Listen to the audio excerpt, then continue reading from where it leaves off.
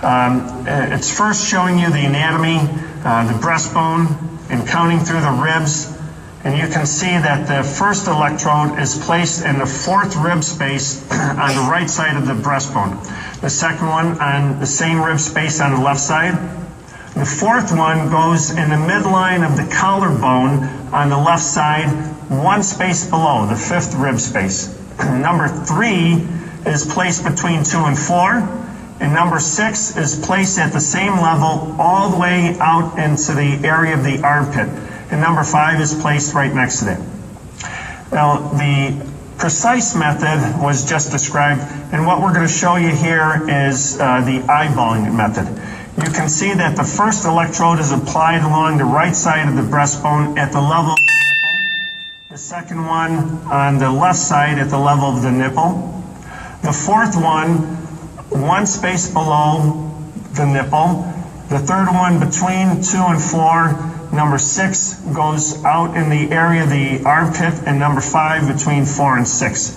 And as you can see here, if you draw a line through that, it looks like a sickle. And what's important for you is to get this visual image of what that's going to look like, because that will help you when you're doing the electrode placement. Now, one more point, and that's about this issue of the mid-axillary line. Most of you don't spend your nights wondering how many segments are there to the armpit, but as anatomists and physicians, we categorize these things. And as you can see from this illustration, we sort of divide the armpit, which we call the axilla, into 3 sections. The first line is along the pectoralis muscles. The back line is along the scapula, and the midline is right down the middle of the armpit. And I illustrate this because when people are applying the 6th electrode, they have a tendency to put it too far forward. You need to be aware that that 6th electrode is right there in the middle of the armpit, and make sure you place it in that position. So this is what the leads look like on a student placed across the chest, ready to have their EKG done. And actually, before this screening program, I had them do an EKG on me so that you could see what it looks like, and you can see the electrode placement across the chest there. And this sweater doesn't make me look as good as I do there. Now, some final thoughts. There's one aspect of this testing where it can become anxious, and that's the placement of the chest electrodes. I don't want you to get anxious about this. This is what we would refer to as hand grenades and not marksmanship. I don't want you to lose any sleep over this aspect. Now, the situation with girls is different and more challenging. Now, in electrode placement for the girls, you need to keep in mind that they are different than the boys in ways other than anatomy. We have to make sure we assume a more calm and reassuring demeanor when we're dealing with them. For the girls, we're always going to explain what you're doing to them while and before you're doing it, and be aware that there are 2 major concerns with the girls. The first is modesty, and the second is the issue of touching. Now, I've heard some coaches and even some parents say, oh my goodness, you've seen the way these girls dress. There's not issues of modesty. Why are we going to such extremes? Well, it's important to keep in mind that there's a broad spectrum of modesty concerns in these young girls. It depends on their age, their cultural and religious background, and their stage of development. We've adopted a standard that's consistent with the highest level of modesty. We think that this is a valuable program, and we didn't want to compromise by any perception on the part of the students that we were insensitive to their modesty. Now, this issue of modesty comes up when we are confronted with testing children of neighbors and friends. In some of our initial screenings, we weren't aware of this. There would be a situation where a mom would see a girl who might be her daughter's or her son's friend, and she'd wave to her and say, Sarah, come over here, I'll do your testing. What she didn't realize is that Sarah would be mortified to have her friend's mother see her with just her bra on. And these girls are not assertive enough to say no. So if you see someone that you know, you can say hi to them, but don't encourage them to come to you. Let them go to whoever they're comfortable with.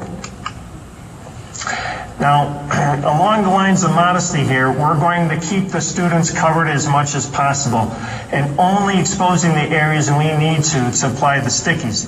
So this means that we don't need to remove the top garment. You'll learn how to work around it. And you don't need to remove the girl's bra. You'll also be able to work around it. And then once the stickies are applied to the female students, their top garment's going to be put back on because they're going to have to leave this private station of the electrode placement and sit for a few minutes outside of an EKG station. So we want them to have their modesty preserved when they're sitting out there. Now, in regards to the issue of touching, we want to make sure that you're minimizing the touching. Make sure you do not touch a student until you tell them what you'll be doing at each step. And then the issue often comes up about placing the electrodes underneath the breasts for the girls that have larger breasts. The best approach, and if done professionally, works very well, is just tell the student that you're going to raise their breasts and apply the electrodes. Now, step 3, lead attachment. This is what the leads look like. The machines actually have different types, but basically they're all the same. There's some sort of alligator clip that just snaps onto the electrodes that you place on their body. Step 4, data entry. You will be dealing with several different types of EKG machines, but they're all pretty similar. There will be directions on use on each of the machines. And when the student comes, you'll have their folder and you're just going to need to verify the accuracy of the data on the registration sheet. Sometimes the students mix up their folders, or sometimes they like to fold with us and switch folders. So you need to make sure that if Billy's there, you have Billy's sheet. And then you're going to enter information in the computer, the student's name, their ID number, their date of birth, and the testing date. Now, sometimes the students may offer some potentially clinically relevant information. And if they do, if they say, well, I've had a heart murmur, I've had a pacemaker, I want you to take that information and put it on the EKG. And we're going to ask you to write it in this area in the upper right-hand corner. And if you write it anywhere else, I'm not going to see it, or none of the other physicians are, so make sure you put it in this area. Now, the 5th and final step is printing the EKG. And again, you need to make sure the student is lying quietly, and then you just hit the print button to start the tracing. Now, remember, you'll be working in teams, and so you have to be aware of what each other is doing. So if you're the one that was putting the electrodes on, don't start taking them off until the person using the EKG machine has told you that they've got a satisfactory electrocardiogram. Otherwise, you may end up having to rehook them up again. If you're at any time uncertain as to whether or not your EKG quality is satisfactory, contact the team leaders. That's why they're there, and they'll tell you whether or not it's a satisfactory tracing or not. Then once the satisfactory EKG has been printed, you need to carefully remove the wires from the leads and then remove the stickies from the students. Now, sometimes the students say, don't bother, I'll take them off myself. And you can allow them to do that, but make sure they put them in the garbage cans right there, because they have a tendency to walk away and place them in all sorts of creative areas in the skull, and they're very difficult for them to clean up. Now, some cautions. First, don't share information regarding the EKG results with other parents. The EKG will come printed with an interpretation on there. That interpretation is wrong as often as it is right. And we don't want you to mislead some parents or alarm them when something may not actually be of a concern with their student. Second, don't provide any diagnosis to the students. Very often they'll say, hey, how's my EKG look? And you've got to be careful of your terminology. Don't say it's okay, because the student thinks, okay, I'm fine, instead of you meaning, okay, I have a satisfactory tracing. So use terms like we have a clean tracing. Don't say normal or okay. And then finally, be careful about nonverbal cues. I mentioned how these young adults are watching you. If you look at the tracing and has an abnormality on there, you may react like that, and the student will walk away thinking that there's something wrong. We've had situations where they've gone home in a panic. Make sure you're poker faced when you're reading these, and reassure that the student that they'll get a report later. Now, assessing quality. We will have 4 levels of quality control. The first level will be you. The second level is the team leader who will be there to help you and review your EKGs. We have a third level, which is an EKG technician who will be at our reading station going through the tracings and making sure that they're technically satisfactory. And then finally, the fourth and last level is the reading physician who will be present on site. Now, your role in quality control is to read the tables that we've handed out to you on assessing quality. I don't want you to do that now or this evening, but do it after you've done EKGs at the practice sessions. And make sure you bring this with you on testing day. Your first concern on testing day is whether or not you can do the EKGs and do them quickly enough. But once you get that next level of challenge is going to be checking for quality.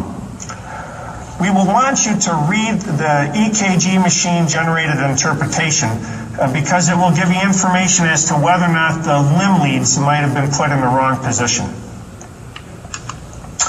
So here are some examples. This is a good quality EKG tracing. EKG interpretation is what we call pattern recognition. It's like looking at your neighbor or your friends. You look at their face, you know who they are.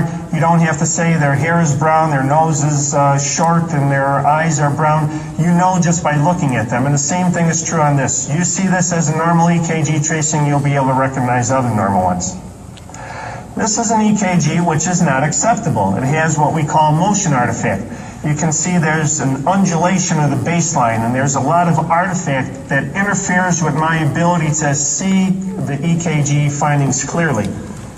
Once again, this is what a good quality tracing would look like. Now this is a demonstration of what we call lead attachment artifact. You will notice that in leads V3 and V4, those are the only leads where there's an artifact. How is this helpful? Well, when you see this, you can then go and look at the student and look at leads V3 and V4 and see if the connections have gotten loose, fix that, and be able to get what would be a good quality EKG tracing. And then finally, this is what we call electrical interference. When you encounter this, you're not going to be able to solve this by yourself. Immediately contact your team leader or the technical person on your side, and they will help you solve this problem. Now, this is an example of what I said before, where when you read the interpretation, it says up there that the limb leads are reversed. If you see that, then you immediately go and look at the student and double check his right arm on the right arm and his left arm on the left arm before you unhook the student. Now, some final words. We really appreciate your help. I know how precious your time is. You have busy lives with your family and with your work and your personal pursuits. But I strongly believe that this is a worthwhile use of your time and your talent. Lastly, we're open to suggestions. We have not done a screening when we haven't had volunteers come up and say, hey, have you thought of doing this or changing that? And so if you have any ideas, please don't hesitate to approach myself, approach one of the volunteers or one of the staff members and let them know your suggestions. We really enjoy them and we may incorporate them. Now, the next is you'll see a brief demonstration video on how to do an EKG, and then you're going to break up into small group practice sessions. And we'll see you tomorrow at the screen.